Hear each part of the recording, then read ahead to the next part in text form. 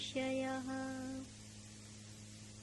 सर्वप्रथम पूजनीय श्री इंदिराजीजीના પાવન ચરણોમાં હું પ્રણામ કરું છું. 10 મિનિટનો સમય આપ લોકોએ મારી સાથે ગાળવાનો છે.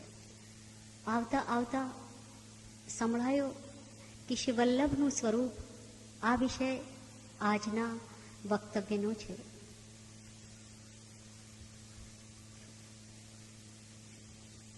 સૌંદર્ય પદ્યમાં જગતગુરુ શ્રીમદ વલ્લભાચાર્યજીના ભાવાત્મક સ્વરૂપનો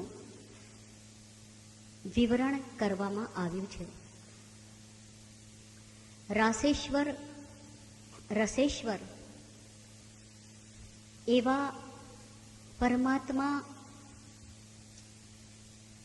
પુરુષોત્તમ શ્રી કૃષ્ણચંદ્રના હૃદયમાં વિદ્યમાન નિગૂઢ સ્ત્રી ભાવાત્મક સ્વરૂપ અને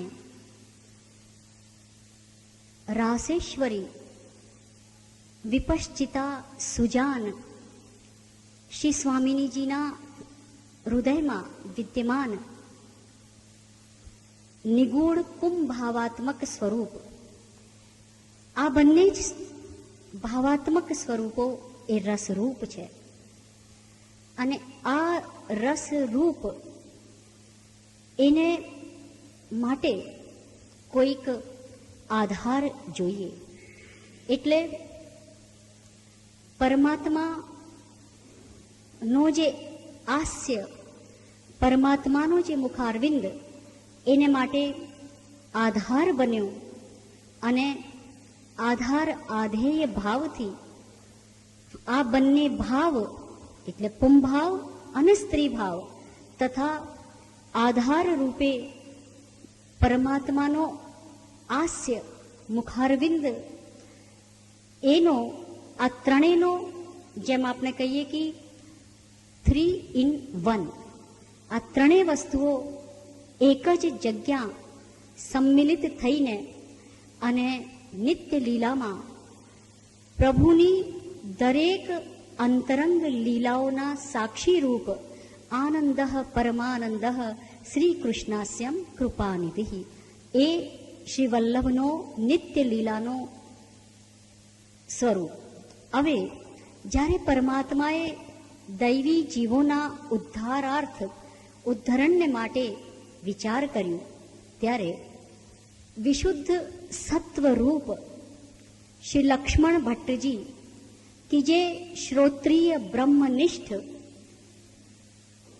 વિપ્ર જેમનો તનુ હતો એવા દ્વિજને ત્યાં શ્રી આચાર્ય ચરણોએ આ દૈવી જીવોના ઉદ્ધારને માટે, આચાર્ય કાર્યને માટે અને શ્રીમદ ભાગવતના ગૂઢ રહસ્યના નિરૂપણને માટે તથા શુદ્ધાદ્વૈત બ્રહ્મવાદની સ્થાપનાને માટે આપશ્રીએ આવા શ્રોત્રિય બ્રહ્મનિષ્ઠ બ્રાહ્મણને ત્યાં અને જેમને વરદાન હતો શ્રી યજ્ઞ નારાયણ દીક્ષિત શ્રી લક્ષ્મણ ભટ્ટજીથી 5 પેઢી જે પૂર્વ એમને વરદાન હતો કે જ્યારે 100 સોમ યજ્ઞ પૂર્ણ થશે ત્યારે તમારે ત્યાં હું પ્રાદુર્ભૂત થઈશ. એટલે આ વરદાનના ફલ સ્વરૂપે જગતગુરુ શ્રીમદ વલ્લભાચાર્યજી જેમને સૌંદર્ય પદ્યમાં બતાવવામાં આવ્યું કે રૂપમ તત્ત્રિતયાત્મકમ, એટલે જેમાં તયપ પ્રત્યય એ પ્રકારાર્થે છે. ઘણા લોકો ભૂલથી તૃતીય શબ્દ બોલે છે, એટલે થર્ડ નહીં, ત્રિતય 3 પ્રકાર જેની અંદર વિદ્યમાન છે એવા આનંદ પરમાનંદ શ્રી કૃષ્ણથી અભિન્ન એવા પૂર્ણમદઃ પૂર્ણમિદં પૂર્ણાત પૂર્ણમુદચ્યતે પૂર્ણસ્ય પૂર્ણમાદાય પૂર્ણમેવાવશિષ્યતે. આપણે ત્યાં તો પરમાત્મા એ પૂર્ણ આનંદ સ્વરૂપ એ જ્યારે અવતરિત થાય તો પણ પૂર્ણ હોય છે. જેવી રીતે એક રેડિયો સ્ટેશનથી ધારો કે કોઈ કેસેટ વાગતી હોય તો એ કેસેટ 1000 જગ્યા ઉપર વાગે છતાંય એ કેસેટ કોઈ દિવસ એક્ઝોસ્ટ થતી નથી. ત્યાં પણ પૂર્ણ છે અને જ્યાં વાગે છે ત્યાં પણ પૂર્ણ છે. એટલે એવું નથી કે ત્યાં એક શબ્દ વાગી ગયો તો અહીંયા એનો બીજો શબ્દ ના વાગી શકે. જે ત્યાં છે તે જ અહીંયા છે. જેવી રીતે આપણે ટીવી ઉપર કોઈ દ્રશ્ય જોઈએ છે તો એ દ્રશ્ય એ જ જ્યાંથી પ્રોજેક્ટ થઈ રહ્યો છે એ દ્રશ્ય અને જે બીજા ટીવી ઉપર જે આવી રહ્યો છે એ સેમ છે, એ એક્ઝોસ્ટ થતો નથી. એટલે જે ઇલેક્ટ્રિસિટીના અને ઈથરના અને જે ઇલેક્ટ્રોમેગ્નેટિક ફિલ્ડના જો લૌકિક નિયમોથી પણ જ્યારે આ વાત સમજી શકાય તો આપણે આટલો સમજી શકીએ કે પૂર્ણથી પૂર્ણનો કઈ રીતે ઉદ્ભવ થાય છે. યદ્યપિ સમય બહુ અલ્પ છે, વાત અનલ્પની કરવી છે.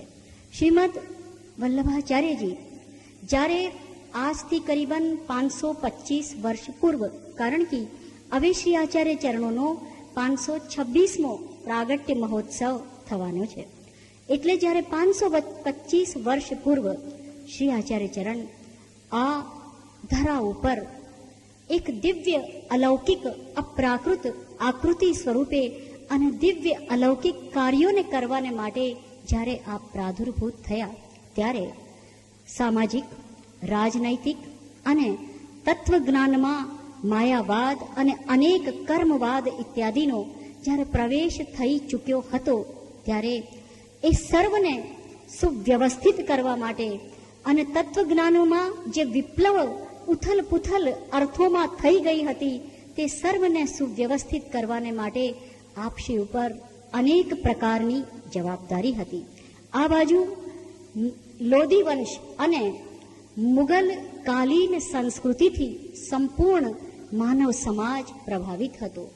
જેને જેમ આજનો કલ્ચર વુમેન, વાઇન અને વેલ્થમાં ડૂબેલો છે, એ સમયે પણ સુરા અને સુંદરીમાં સંપૂર્ણ સમાજ નિમગ્ન હતો.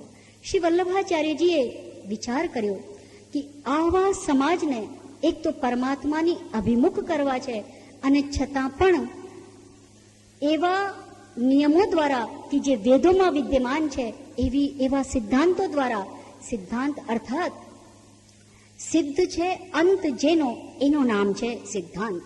સિદ્ધાંત એને જ કહેવાય કે જે કહેવાથી, ધારો કે એમ કહી દીધો કે ભક્તિ કરવાથી પરમાત્મા પ્રસન્ન થાય છે, તો નિશ્ચિત સમજો કે ભક્તિથી પ્રભુ પ્રસન્ન થાય જ છે. જ્ઞાનથી મોક્ષ મળે છે તો નિશ્ચિત સમજો કે જ્ઞાનથી મોક્ષ મળે જ છે. એટલે સિદ્ધ છે જેનો અંત. ધારો કે ન્યૂટને કહ્યું કે ફળ પૃથ્વી તરફ આવીને ગુરુત્વાકર્ષણથી પડે છે, તો એ જે પૃથ્વીમાં કુદરતના નિયમોમાં રહેલો સિદ્ધાંત છે એને જ પ્રગટ કરવામાં સિદ્ધાંત દ્વારા આ કાર્ય થતો હોય છે. ત્યારે શ્રીમદ આચાર્ય ચરણોએ જોયું કે આખો સમાજ આ રીતે ડૂબેલો છે, સમાજને જાગૃત કરવાનો છે અને આ ડૂબેલા કાદવમાં, કીચમાં પડેલા સમાજને એ પરમાત્મા તરફ અભિમુખ કરવાનો છે.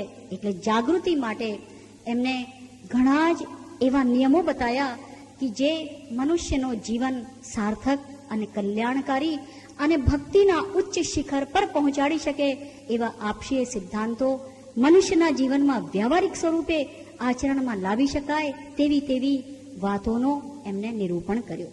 મને તો જ્યારે જાગૃતિ શબ્દની વાત આવે છે ત્યારે આપણે મતલબ ઘડિયાળ બાંધતા હોઈએ છીએ. આ વોચ આપણને જાગૃતિ, એટલે વોચ જાગૃતિનો નિયમ બતાવે છે. કઈ રીતે? વોચની સ્પેલિંગ થાય છે WATCH. એટલે વોચ આપણને બતાવે છે watch your wealth. A, watch your action. T, watch your thoughts. WATC, watch your character. અને watch your health કહો, હેબિટ કહો, હોબી કહો, ગમે તે કહો. એટલે એ વોચ કહે છે કે તું જાગૃત થા, ઉત્તિષ્ઠત જાગૃત પ્રાપ્ય વરાન નિબોધત. એટલે શ્રી આચાર્ય ચરણોએ માનવ જાતને જાગૃત કરતા કહ્યું કે ભાઈ, ત્યાગ યદ્યપિ જીવનમાં આવશ્યક છે, છતાંય આટલો બધો ડૂબેલો માણસ, એટલો બધો રંગાયેલો માણસ એ કેવી રીતે કૃષ્ણમાં રાગ કરશે અને કૃષ્ણને માટે સર્વ કઈ ત્યાગ કરશે. અને વિદ્વાનોએ કહ્યું છે, ત્યાગ ન ટકે રે વૈરાગ્ય વિના. એટલે આ સર્વમાંથી વિરક્ત કરવાને માટે, વૈરાગ્ય લાવવાને માટે શ્રી આચાર્ય ચરણોએ એક એવો સિદ્ધાંત બતાવ્યો કે વ્યર્થ ત્યાગાપેક્ષયા ભગવતી સમર્પણમ ઉત્તમમ. તમારાથી ત્યાગ ન થાય, આજે સર્વ ત્યાગ ન થાય, તમારા મનમાં આમ થતો હોય કે આજે તો આપણે કઈ દુનિયાને ભોગવી નથી, કઈ જોયું નથી, ન જાણે આ જે વસ્તુઓ છે એમાં કયા પ્રકારનો રસ ભરેલો હોય. એટલે ત્યાગ સંપૂર્ણ જો આપણે કરી દઈએ અને કરવા છતાં પણ એ જો ન છૂટે તો વ્યર્થ ત્યાગાપેક્ષયા ભગવતી સમર્પણમ ઉત્તમમ. સંસારાવેશ દુષ્ટાનામ ઇન્દ્રિયાણામ હિતાય વૈ કૃષ્ણસ્ય સર્વ વસ્તુની ભૂમ્ન ઈશસ્ય યોજયેત. એટલે સર્વ વસ્તુઓનો પરમાત્મા શ્રી કૃષ્ણમાં સમર્પણ કરીને આ ભગવત ધર્મ અર્થાત ભગવાન માટે જે ધર્મોનો, ભગવાનની ભક્તિને માટે, ભગવાનની પ્રસન્નતાને માટે, ભગવાનની શરણાગતિને માટે જે ધર્મોનું પાલન કરવામાં આવે છે, ધેટ ઇઝ કોલ્ડ ભગવત ધર્મ. એને ભગવત ધર્મ શબ્દથી કહેવાય છે. એટલે સર્વ કંઈ પરમાત્માના ચરણોમાં સમર્પણ કરો. આ એક બહુ જ શોર્ટ ટાઈમની અંદર વિધિન 10 મિનિટ્સ મેં આ એક પ્રિન્સિપલને જે તૂટા ફૂટા શબ્દોમાં કહેવાનો પ્રયત્ન કર્યું છે. બસ આટલું કહી હું વિરમું છું.